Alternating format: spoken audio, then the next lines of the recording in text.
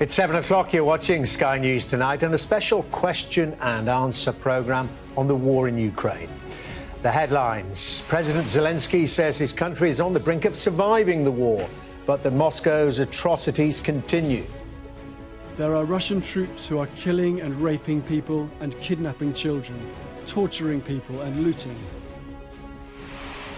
Ukrainian forces prepare the pushback, claiming to have Russian troops surrounded in several key positions outside Kiev. But claims of Russian war crimes continue. A school in Kharkiv and a children's hospital in Luhansk crumbling under fire. And the strategic port city of Mariupol still stands against the Russian siege, but about 300,000 people are now said to be without water.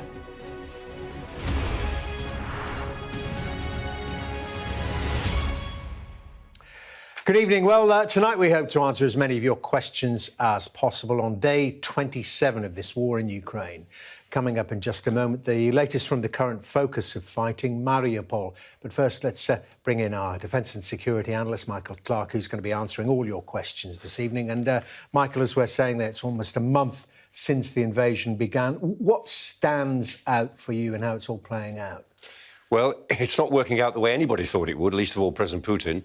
I guess we're into what I would describe as sort of stage 3 of the war now. I mean, stage 1 was an attempt to be clever on the Russia's part and grab Ukraine within 48 hours. That didn't work. Stage 2 was an attempt to actually conduct a war manoeuvre and do it the hard way. That hasn't worked. So we're on to stage 3 now, which is attrition, where he'll just grind it out. And that the political effect of that, as well as the effect on civilians, is beginning to emerge as the days go on. And so we're getting reports on that grinding it out. We're getting reports of trenches being dug, minefields being laid. This means they're in for the long haul. It's, in some respects, it's beginning to look like a very 20th century war with lots of 21st century elements. And it doesn't look as if it will be over soon. OK, Michael, thank you very much indeed. As I've been saying, we'll be putting plenty of your questions to Michael during the course of the next hour. But the focus of the conflict for the past week has been the city of Mariupol. Vladimir Putin sees the southern port town as a key strategic target for the invasion. And Sky's Charlotte Lomas has this report. One after another, the bombs fall. This time, the target is an industrial centre in Mariupol. Factories that once provided jobs, destroyed in an instant. Mariupol has been under constant fire for weeks. Homes across the city reduced to ruin. Officials say around 90% of buildings have been damaged here. The incessant fighting has forced these Ukrainian families to flee. But with nowhere to go, they line their cars along one of the city's roads. The Russian word for children clearly marked on windows, hoping this might keep them safe. But in this besieged city, it seems anything goes. Russians have attacked hospitals, schools, a theatre. These satellite pictures show the vast extent of destruction. Time is running out for people trapped inside this city, as food, water and medicine are scarce. 300,000 people in Mariupol without food. It's not the war anymore. And in the sieged city, we clearly see that Russia wants to start hunger just to enforce its diplomatic position on the diplomatic processes. And that's Russia does. As the Russian onslaught continues, there's increasing despair among global leaders. This war is unwinnable. Sooner or later, it will have to move from the battlefield to the peace table. And that is inevitable. The only question is, how many more lives must be lost? How many more bombs must fall? How many Mariupols must be destroyed? Meanwhile, Ukraine's leader remains defiant, but is yet again calling for help from Europe. Speaking to the Italian parliament this time, Zelensky warned the Russian advance won't stop at Ukraine. We are now on the brink of survival. Ukraine for Russian troops is the gateway into Europe, where they want to break in, but this barbarism must be stopped. You know who brought this war to Ukraine. Those who are supporting this war, all of them are using Italy as a place for holidays. So please don't be a holiday resort to murderers. No In Turkey, it certainly wasn't a warm welcome for one of Putin's friends. Don't let him come to this place! Go away, Russian ship! Ukrainian protesters here on a small motorboat try to stop Roman Abramovich's super yacht from docking. And while allies of Putin are facing sanctions abroad, it's nothing compared to his enemies at home. Alexei Navalny, longtime critic of the Kremlin, has been sentenced to 9 years in jail for fraud. He was already serving a 2.5-year sentence at a Russian prison camp. He denies all the charges and says they're politically motivated. In Russia, there can only be one voice. Any opinions that don't toe the line are silenced. Charlotte Lomas, Sky News. Now, just before we get to your questions to Michael Clarke, let me take you through today's other key developments in Ukraine. People in the capital, Kiev, have been ordered to stay at home or in shelters, and a 35-hour curfew will be in place until 7 a.m. tomorrow morning. More than 3.5 million people have now fled Ukraine, and an estimated 6.5 million people have been displaced within the country. The American President, Joe Biden, who's due to travel to Brussels, has warned American companies that they're likely now to be targeted by Russian cyber attacks. And Ukraine's president has accused Russian forces of looting and of kidnapping children.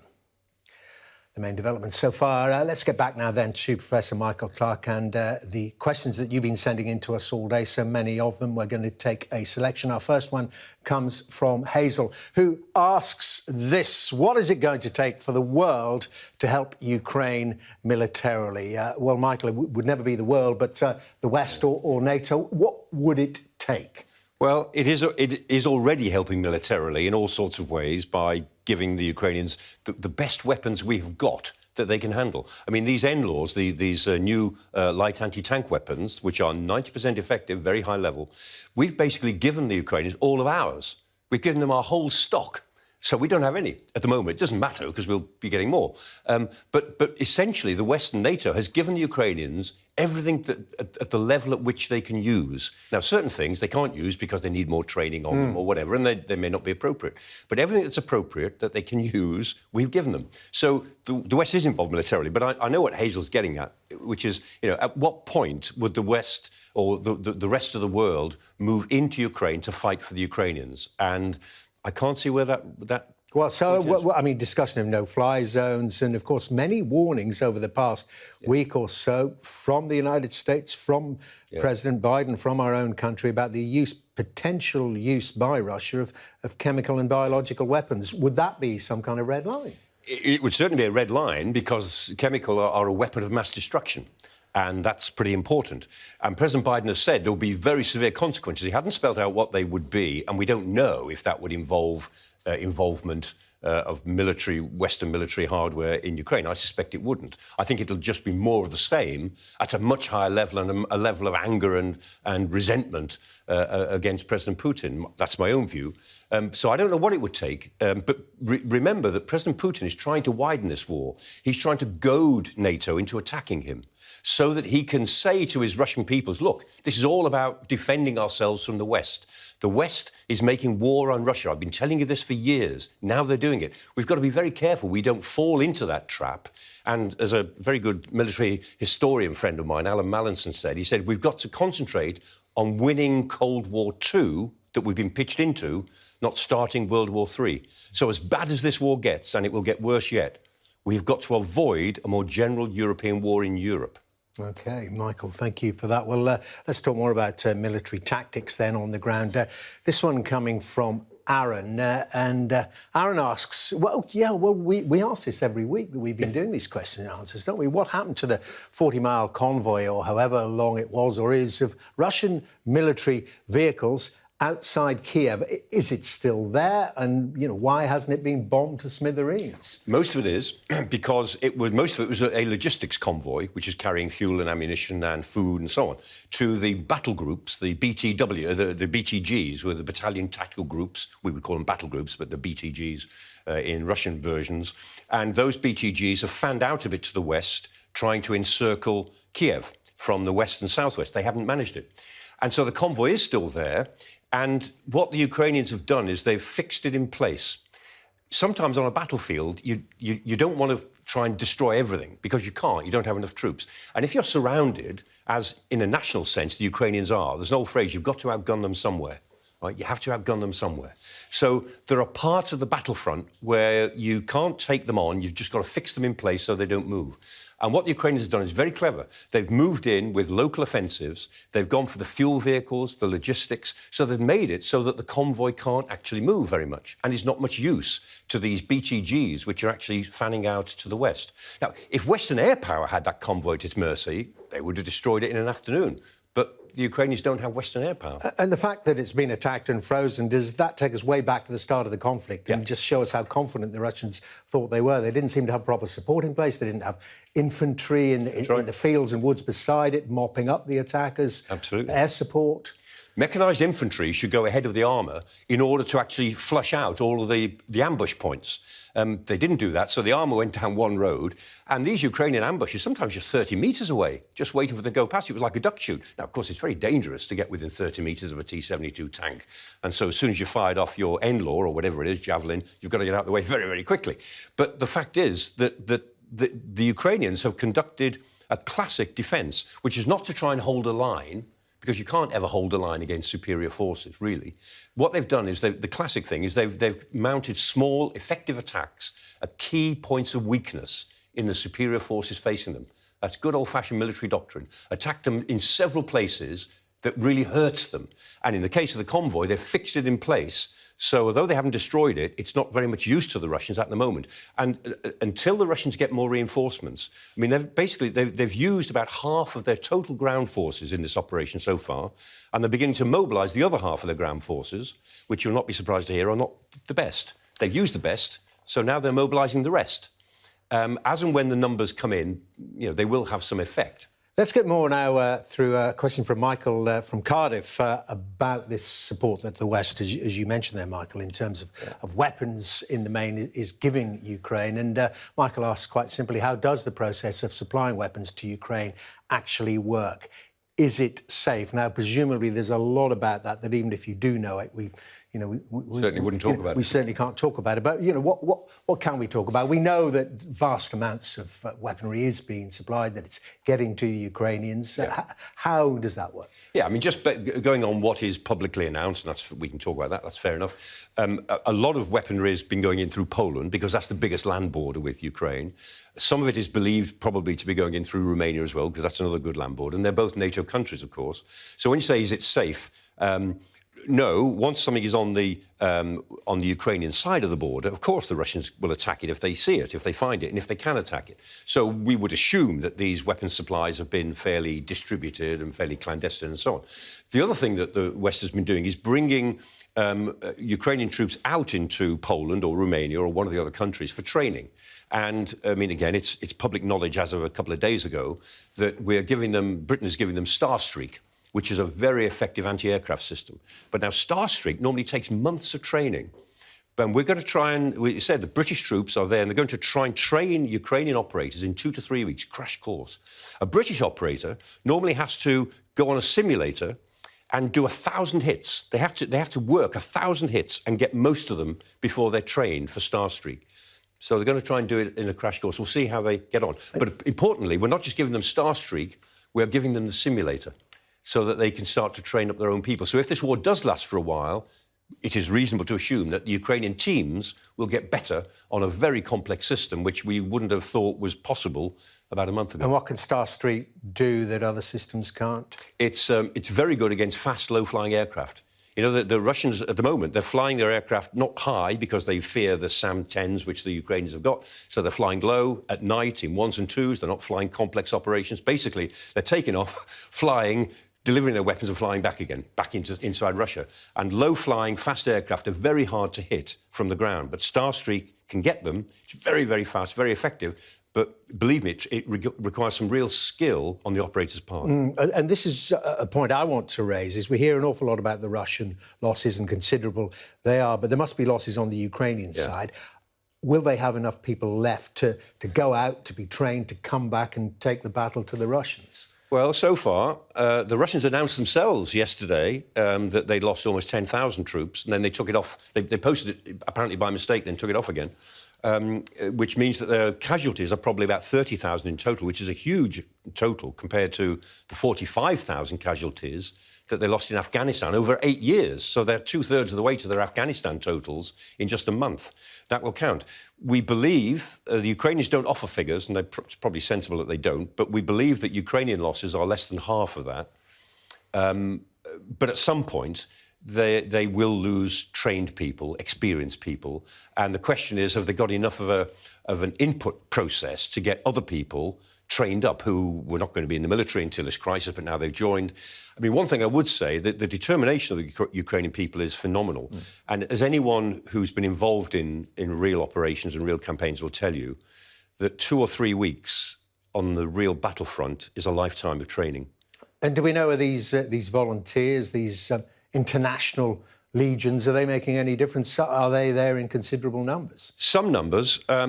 Generally speaking, they don't make a huge difference on either side, partly because they can't be integrated into major groups. Now, it may be that those who've gone to fight for the Ukrainians might be a bit more integrated into their existing formations. The ones who've gone from Syria and Chechnya to fight with the Russians are just individual groups, and they are not, they're ferocious. I mean, they're thugs, basically, who do have experience of fighting, but not of complex fighting, of organised fighting or of discipline. They're good as a little group of vigilantes. That's what they do. Those individuals, say, from armed forces in the West or who've been in the armed forces in the West, they are liable to be much more disciplined. But the challenge is getting these people integrated into the Ukrainian forces in some way that they can make a difference. But we know the Russians are concerned about that because of that strike on the base, what was it, 10 days or so ago? Yes, I mean, they were striking at a base that was used for assembly of people, and it obviously did some damage. And I think that must have convinced the West that they've got to keep this much more distributed. I mean, they've had a fairly easy time so far getting people ready on the Polish side of the border and then moving them to a sort of depot on the Ukrainian side, and there were certainly far too many people there in one place. And you have to assume that the Russians will find out about this pretty quickly. Their battle intelligence can't be that bad. So I think all of this moving across the border, as and when it happens, has got to be very clandestine and very distributed. OK, let's get another question. This one is from Catherine. And Catherine asks, does Russia have enough military power to take on the West? And this is back to the losses that we've been talking about, that the Russians have had inflicted upon them. And I suppose what Catherine's digging at is, we're very concerned that after Ukraine, what happens next? What about the Baltics? What about Moldova? But clearly they haven't been able to take substantial parts of Ukraine, certainly can't capture Kiev.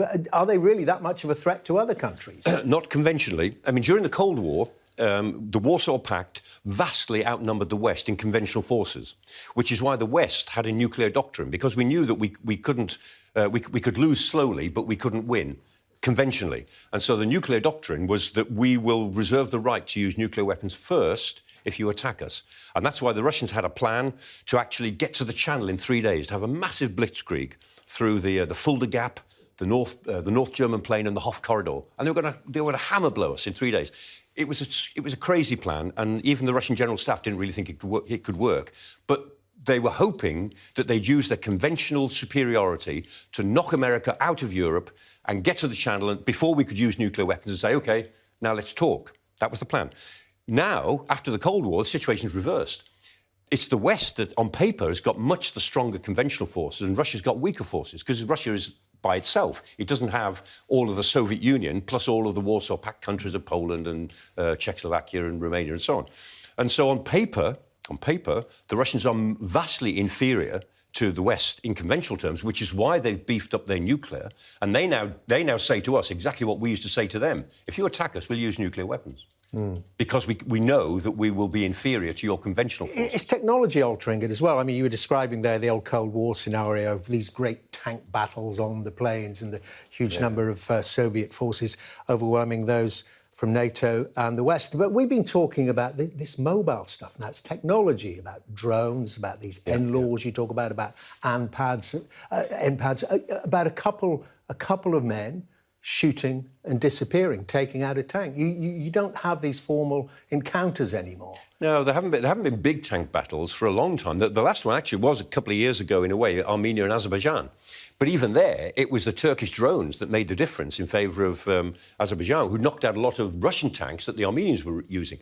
What we've got in Ukraine, and from a purely sort of analytical perspective, not sort of taking political sides in this, what you've got on the battlefield there is a sort of strange mixture, as I think I said earlier, of 20th century warfare and 21st century warfare. So you've got a lot of modern technological elements, a lot of electronic warfare going on, not as much cyber as we expected, a lot of intelligence competition, and the Ukrainians seem to have much better intelligence of the Russians than the Russians have of the Ukrainians. Every time the Russians try and attack the Ukrainians, funny old thing, they're not there. They are getting information from places we can guess at, but they are very adept at moving their forces. They don't often get caught, whereas the Russians are getting caught all the time. So there are lots of other elements to this, but ultimately, as you know, the British military have been saying to the government forever, boots on the ground really count. When you need a main battle tank, nothing else will do. You can go for modern technology. Of course, you've got to do that. And we are, in Britain, we're trying to transform our military between now and 2030, if we've got till 2030 now to do it. We're trying to transform our military, but we may have to reconsider the balance between the heavy metal and the whiz-kid cyber stuff. OK, we're going to take a break. In a moment or two, let's get one more question in at this point. And this one comes from John. Interesting question. Why aren't the Ukrainian army using long-range artillery to fire back across the border into Russia, particularly, Michael, as you've just been telling us, with the level of intelligence they've got? I mean, do they actually have long-range artillery? No. That's the point. There's two reasons, I think. One is that they don't have long-range artillery, because when we say long-range artillery, we're talking about rockets. And the rockets they have are anti-aircraft systems. They don't have cruise missiles, for instance, which are long-range rockets. And these really, I mean, like the Iskander, the Russians got this Iskander, which is a ballistic missile, which they use on the battlefield. The Ukrainians don't have it. But also, I suspect that if they did, they'd be very careful not to use it because they want to show the world that they are defending their own territory. And although it would be a perfectly legitimate military tactic to go after artillery over the border, I suspect that they wouldn't. But essentially, the range of their artillery, it's the old Russian artillery, and their howitzers are 15-mile, 16-mile range, which is pretty considerable if you're at the other end of them. But that's artillery's, old-fashioned artillery's range is 15, 16 miles. OK, Michael, this is fascinating. Stay with us, of course. So we are going to take a break. You're watching a special question and answer session on the war in Ukraine. Next up, a question on these hypersonic missiles allegedly deployed by Russian forces. More coming up.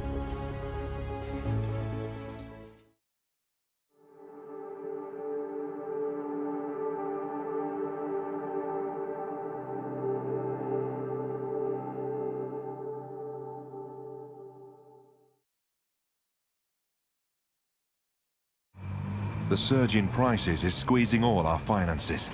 With rising fuel costs, inflation, and higher food bills, the cost of living is going up and up. How will the Chancellor's spring statement help reduce the cost of living crisis? The spring statement on Sky News.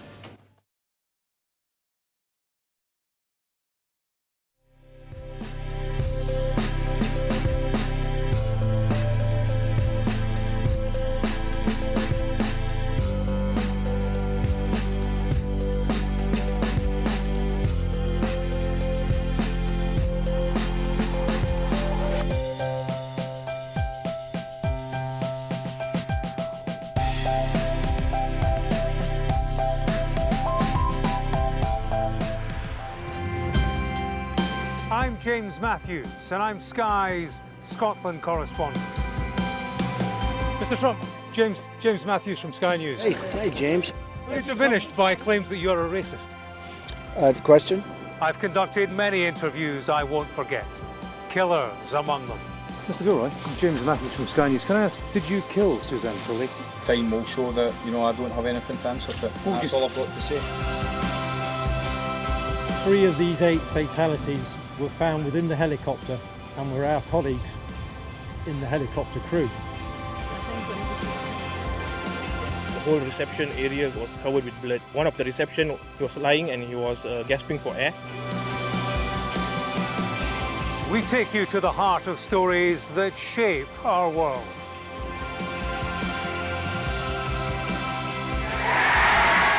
Scotland has, by majority, decided not, at this stage, to become an independent country. I've covered Scotland for more than 25 years, in good times and bad. The headline tonight is that Scotland's First Minister has been deemed to have misled the Parliament, a majority vote by a Holyrood's Harassment Committee.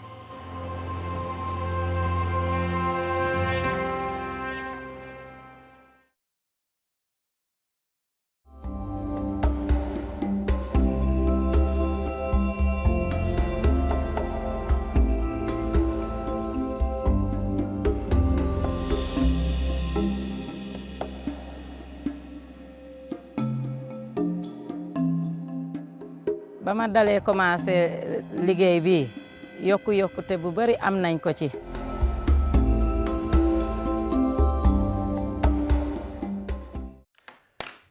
Welcome back. I'm with Professor Michael Clarke answering your questions about the war in Ukraine. Next, we've had a question about NATO's capabilities, and it is this. If NATO... I'm just going to find it for you because it isn't appearing there. There we are. It says, what defence does NATO have against hypersonic missiles? This from John. Now, we've heard that the Russians claim to have used hypersonic missiles. First of all, Michael, what are they? How do they differ from ballistic missiles? Yeah, a hypersonic missile is not a ballistic missile, but it is very, very fast. So imagine a cruise missile, which goes like an old V1 doodlebug, as people will be familiar with. A hypersonic missile goes at between 5 and 10 times the speed of sound. So that's between 3,500 miles an hour and 7,000 miles an hour. So it's very, very fast. And the theory is that hypersonic missiles go too fast to defend against. They're just there too quickly. The other aspect of hypersonic missiles, which the Russians and the Chinese are developing, no, not the Americans, I have to say, who are very late into this one, is that they can manoeuvre, they can be glide vehicles. So as they're going towards their target, they can jink around so that they're not even falling on a fixed trajectory. Whereas a ballistic missile, once you've picked it up, the fact that it's launched, you can pretty well see, because it goes in a parabola, you've got a pretty good idea after a few seconds where it's going to land. So they're still being controlled then if they're able to do this, or is that programmed in? Well, they're working on it, but even if it isn't programmed in, they can jink. Notice they take decoy routes before they hit the target. This particular one was the Kinzhal missile, which is actually it's the front end of an Iskander ballistic missile, which the Russians have developed, launched from a MiG-31. So the MiG-31, which is a fairly good modern jet, takes it to a certain height, launches the missile, and then the missile goes very, very fast. That's what they do. NATO has got no present defence against them. There really isn't much defence against missiles that go that fast, because there's not much defence at all against ballistic missiles. I mean, ballistic missile, by the time it's coming at you, the most vulnerable time for a ballistic missile is not long after it's taken off, because it's going quite slow and it's hot. In the middle of its flight, it's in the upper atmosphere, so it's too high. When it's on the way down, it's going too quick. So it's arriving at somewhere between 5 and 6 kilometres a second. Very hard to defend against. Now, the Americans have got systems that can work against some ballistic missiles, but they can easily be overwhelmed. They could work against 3 or 4, maybe, simultaneously, but not 20 or 30. And President Putin has been boasting about his hypersonic missiles since 2018. In his State of the Union address, State of the Nation address in 2018, he actually ran a long video, which is full of this stuff. And he talked over it, about talking about all these things. And it was a real video of all the boys' toys that he's got. And this featured quite heavily. Clearly, he's been talking about it a lot. He wanted to use it, in this case, to show that he had it. They didn't need to use it on that target in western Ukraine. They used it to frighten NATO. OK, well, let's talk now about non-lethal warfare. Well, I suppose it can, of course, be lethal. I'm talking about cyber warfare. And Sarah asks, why hasn't Russia used cyber attacks against Ukraine? And given its much vaunted cyber capabilities, we would have thought, presumably, even as a prelude to the land attack, that they might have done. Yeah, indeed. I think we all thought that there would be certainly more successful cyber attacks. There's evidence that there have been quite a lot of attempts, but they haven't worked, because one of the things that the Ukrainians have done very sensibly since 2014, and remember, Ukraine in 2014, when it lost Crimea and the Donbass crisis began, and Ukraine was humiliated, its military was in a mess, it was at a zero. And they started from scratch, and they turned themselves into a different sort of power, which is one of the reasons why President Putin is so enraged by what has happened. And one of the things they did after 2014 was that they increased their cyber defences with a lot of Western help. And so they've got quite good cyber defences. It may well be that the Russians haven't been as effective. And I can't prove this, it may also be that our offensive cyber capabilities, which we now talk about, we don't keep it a secret anymore, but British and American cyber offensive capabilities, which are the best in the world, might have been at work. I don't know, but I wouldn't be surprised. Well, can I ask you, Mike, I mean, why aren't they being used as part of the sanctions against Russia? GCHQ, the Pentagon, as you say, they must have huge capabilities. Maybe they have, or maybe they will. Maybe they're keeping it as a backup possibility. I don't know. Is the simple answer.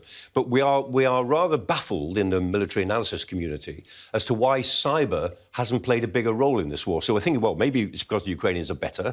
Maybe it's because Britain and America have intervened in some way. Maybe it's because the Russians have messed this one up as well.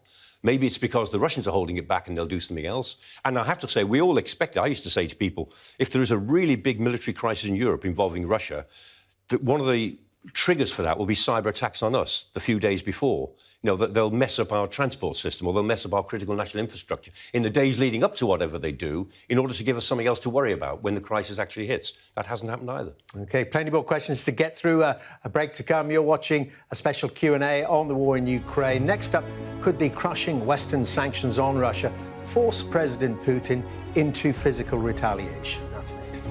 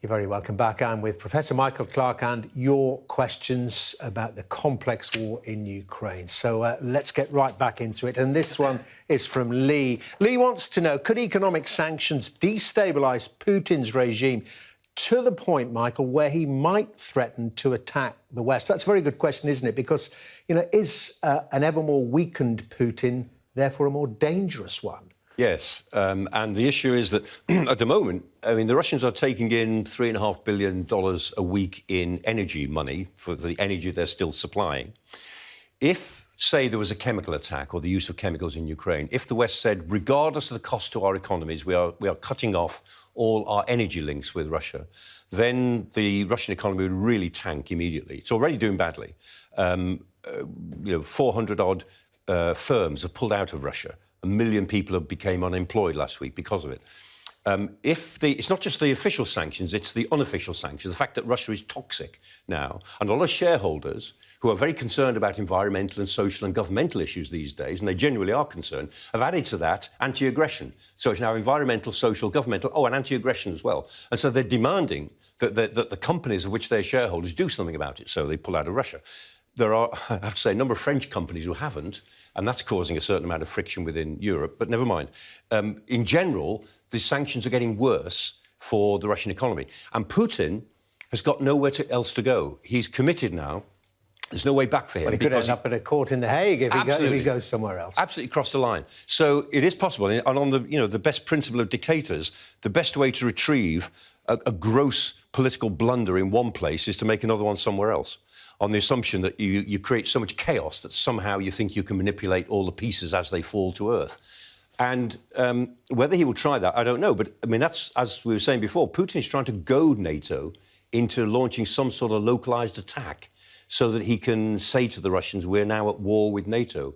And so I wouldn't rule out the prospect that as he runs out of all political room for manoeuvre, that he will become more extreme. He's already saying to the Russian people, the West is going to practice a Holocaust on us.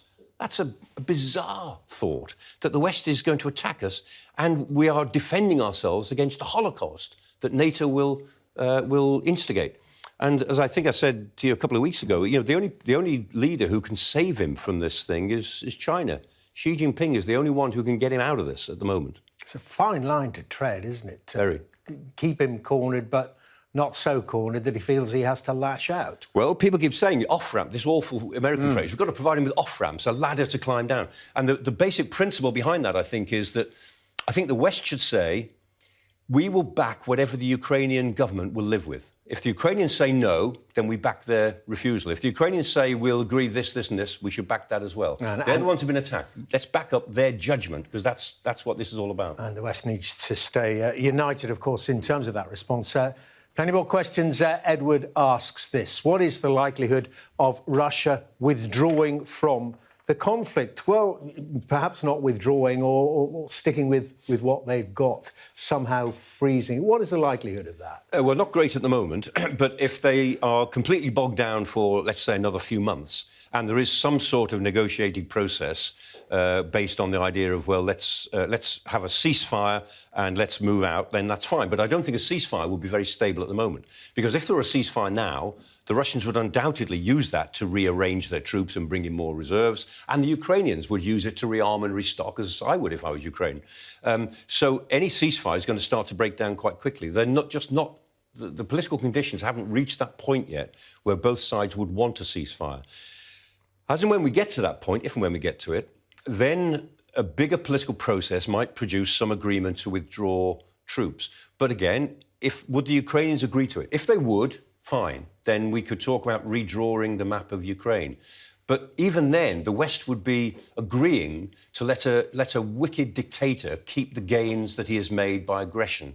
And if the Ukrainians would live with it, I guess the rest of us would live with it. But it would be a very bitter pill to swallow, given that it is driving a coach and horses through civilised, peaceful behaviour and the rules of the international system. I suppose the other way of getting them to withdraw is a battlefield defeat. I mean, that has been discussed. Is that cloud cooker? Well, the point is that the Ukrainian army, or forces, are not really big enough to throw the Russians out. They would need more than they have to either split the Russians up, encircle them, make them surrender. I don't see how they could do it unless the Russians actually ran down their forces to the point where they just let themselves be defeated. So I think the Ukrainians can certainly score lots of victories against the Russians. They can really harass them, and they can easily even push them back. I mean, even today, Makariv in northwest of Kiev was retaken, apparently, by the Ukrainians, which actually prevents the Russians encircling. It's a really important place because it actually stops the encirclement of Kiev. That's a really good counter-offensive for the Ukrainians. They can keep on doing that, but throwing the Russians out is very hard to imagine. OK, got more questions about these offensives and the defensive reaction. Stu wants to know this.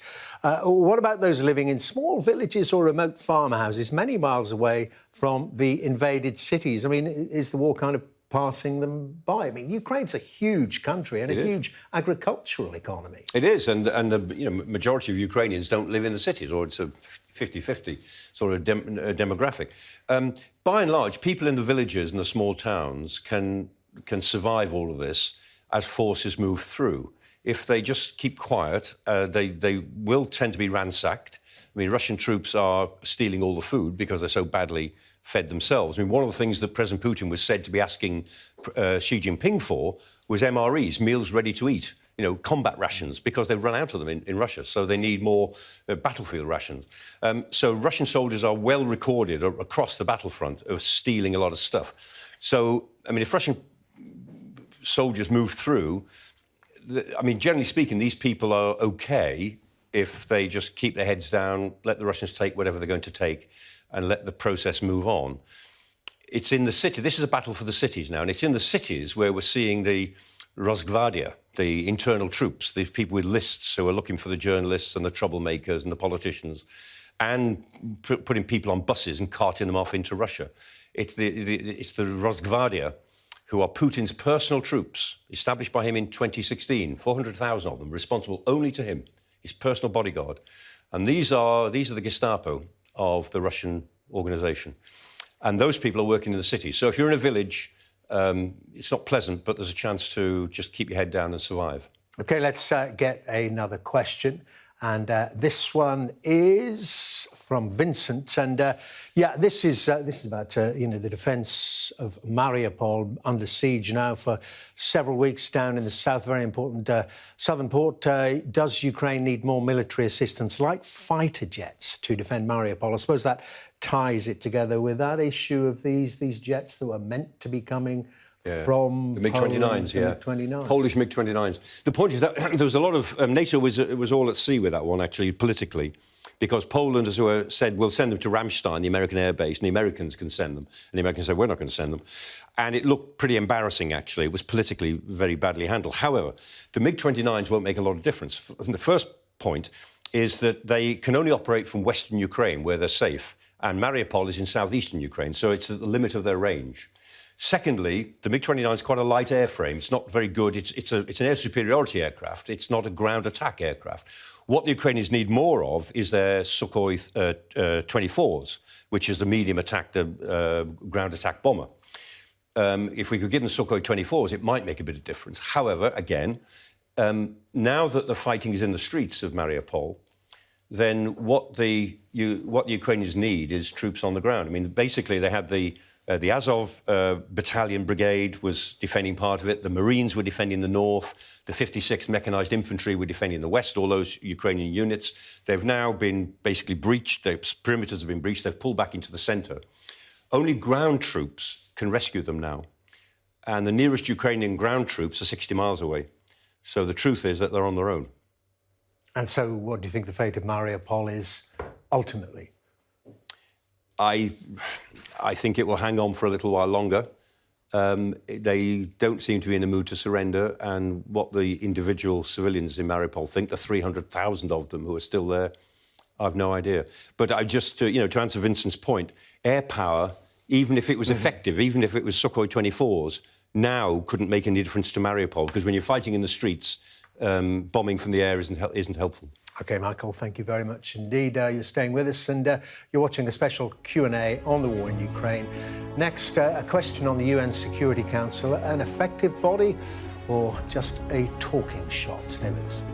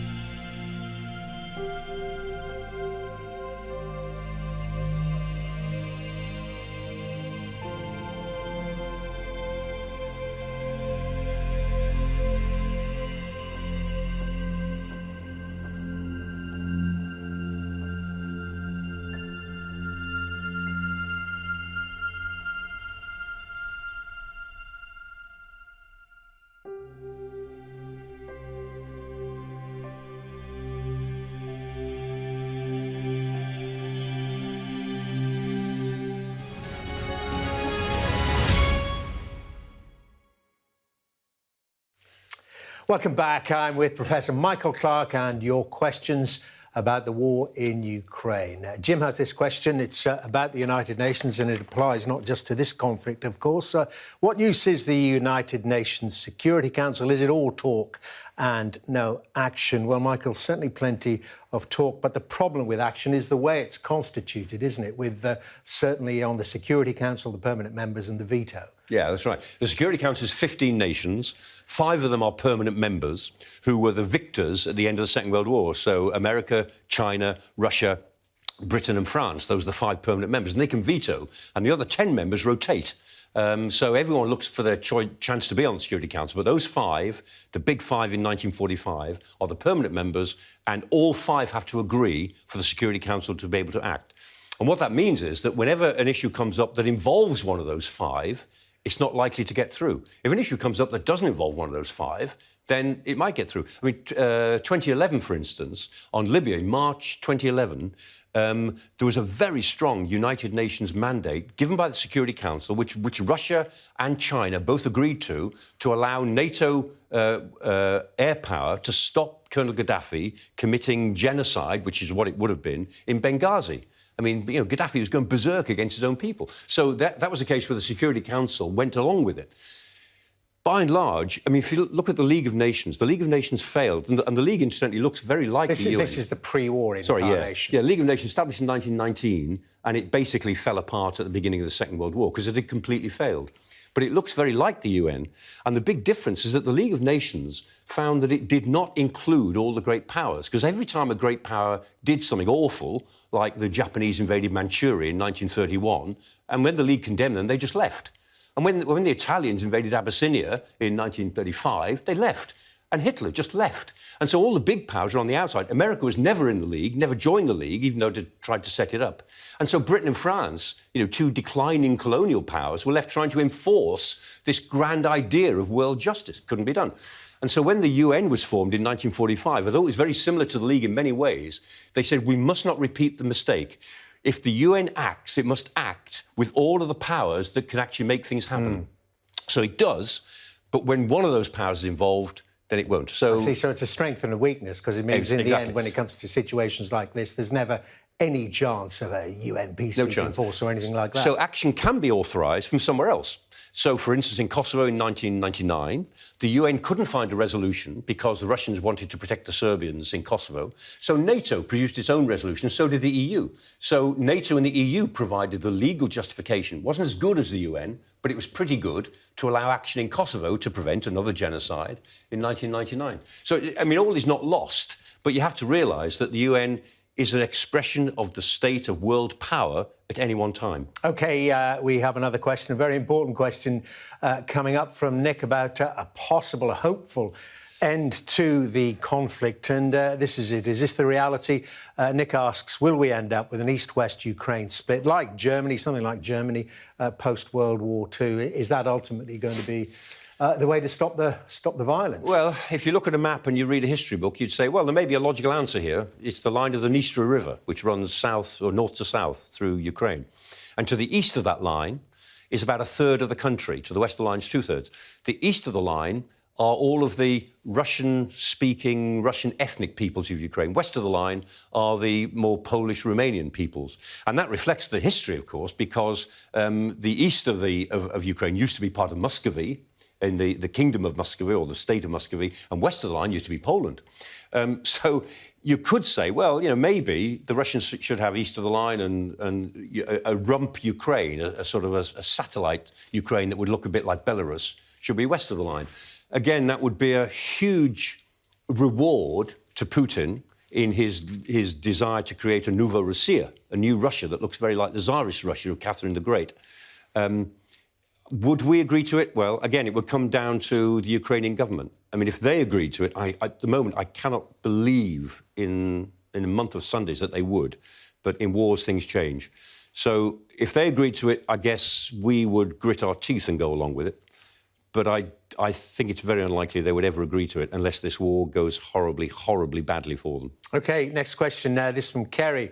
And Kerry wants to know this. So why hasn't the Russian President Vladimir Putin been charged with war crimes? Well, he's certainly been accused by many world leaders of being a war criminal. And even if he were, what's the possibility of him, as I mentioned earlier, actually ending up before a court? Well, I think it's on the way. This week, the International Court of Justice, which is the UN's court, not the ICC, not the International Criminal Court, the International Court of Justice, declared this war to be illegal. They said it was illegal. And that case was brought by the Ukrainian government using British law firms, actually, who went to the ICJ and got them to make a ruling. And 15 members of the ICJ, 13 out of 15 said this war is illegal. The two who didn't vote, who voted against it, were Russia and China. But the other 13 all said, by majority vote, this war is illegal, and they required the Russians to stop immediately. Now, that has no practical effect, except that technically this war has now been declared by the United Nations as illegal. And other things will follow. The International Criminal Court has said it's starting to collect evidence. And that's really important because the ICC, Russia is not a member of the ICC, and the ICC can only work within its membership. But the Ukrainians, who also are not a member, and they should have been, but now they've said that they will abide by ICC jurisdiction. They accept the jurisdiction of the ICC. So it means that any war crimes now committed in Ukraine are within the jurisdiction of the ICC. And believe me, they are collecting evidence. And this is one of the more encouraging silver linings to this whole awful situation. Out there in cyberspace, there are a group of people. There's an organisation like Bellingcat, which is run from a back bedroom in Leicester, and Mazar, the American, and Oryx. These are organisations that collect all of this stuff.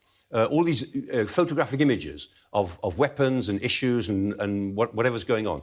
And Bellingcat in particular, they did this in Syria. They collect evidence and they put it out there to the community of, what I call the military train spotters. I mean, all of them men, by the way. They look at this stuff and think, oh, yes, well, that's a serial number on that, and that's a Mark II, not a Mark III. And they're very good forensically. And the point is they're collecting all of this evidence, they're checking it with this community of the military train spotters, and they're keeping it.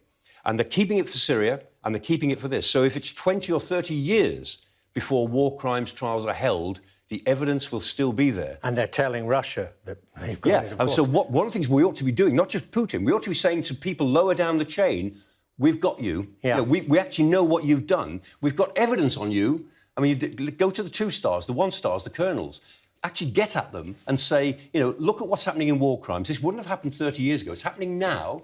And in 10 or 20 years' time, when you travel abroad, you can be arrested. You can be brought in front of a war crimes trial. And we've got the evidence, and you won't be able to cover it up. Wonder if you can squeeze a last one in just very quickly, Michael. This from John saying, what happens to a desensitized invasion army after any ceasefire? Well, we know what the Russians are accused of doing already. What happens if they're left in control of substantial parts of Ukraine? Just quickly. Well, they will be. I mean, troops are not always desensitized by it, but troops react differently after real combat. I mean, most of them are just sort of quiet and don't say much. Some of them cry for their mothers.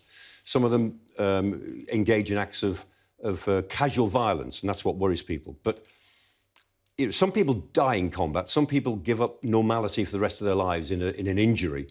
But everybody who's involved in combat gives up a bit of their sanity. Michael Clarke, once again, thank you so much. It's been so instructive. Michael Clarke there answering as many of your questions as he could about the conflict in Ukraine. You're watching Sky News Tonight, and coming up at 8, the very latest from the conflict.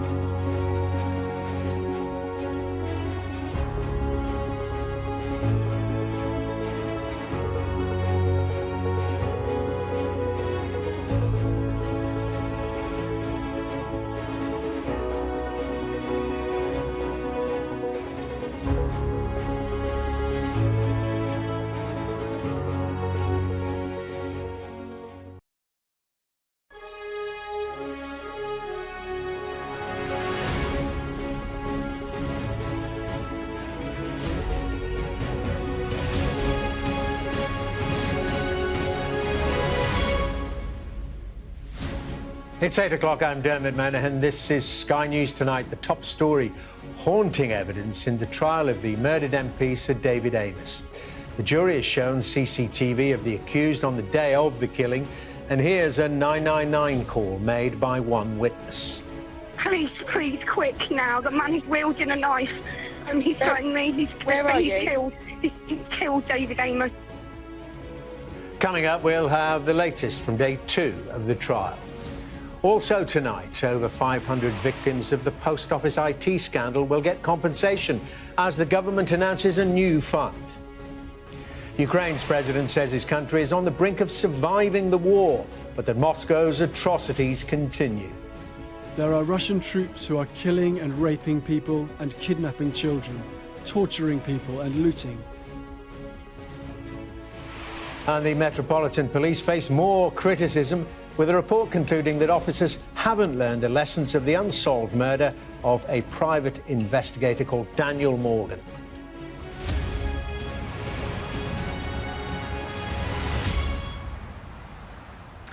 Good evening. A jury have been hearing the 999 call made during the killing of Sir David Amos on day 2 of a murder trial.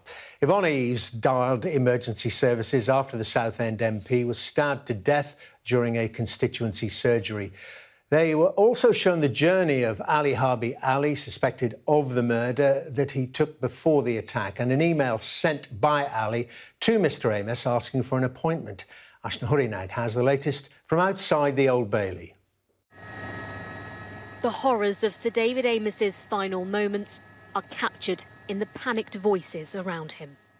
Police, please, quick now. The man is wielding a knife and he's threatening me. He's killed David Amos at Belfast Methodist Church.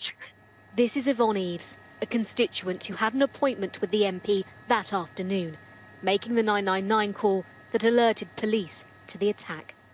He's still wielding the knife. Can you see how big the knife is? Yes, it's a carving knife, a big kitchen carving knife. We tried to get it off him. He won't be. He's threatened myself. He's threatened 4 people here.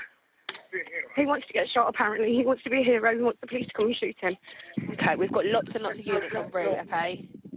Where are they? Don't phone to me, though. OK, where are they? All right. You can hear him.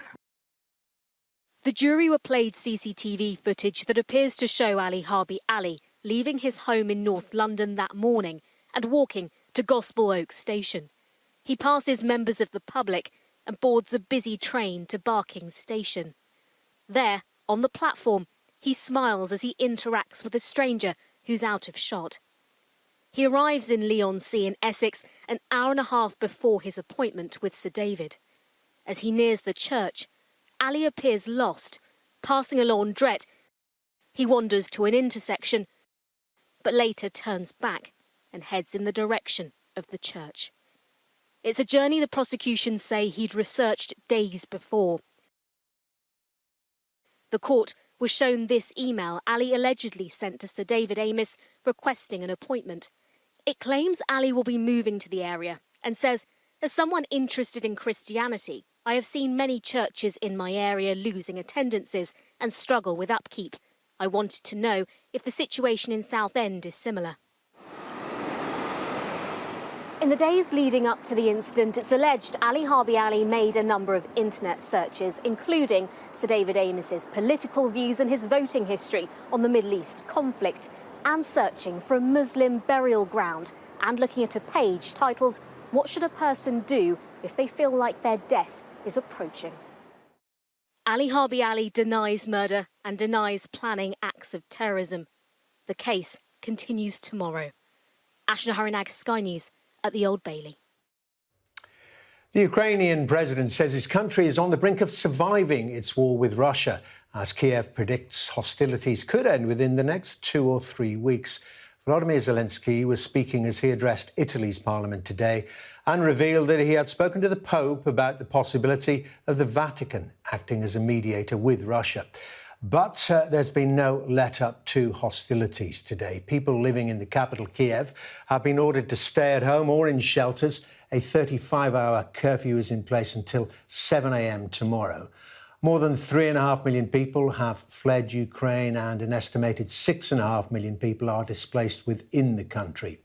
And the American President Joe Biden is due to travel to Brussels. He's warned American companies that they're likely to be targeted by Russian cyber attacks. And Ukraine's president has accused Russia of looting and of kidnapping children. From Lviv in western Ukraine, Sally Lockwood reports on the siege of Mariupol.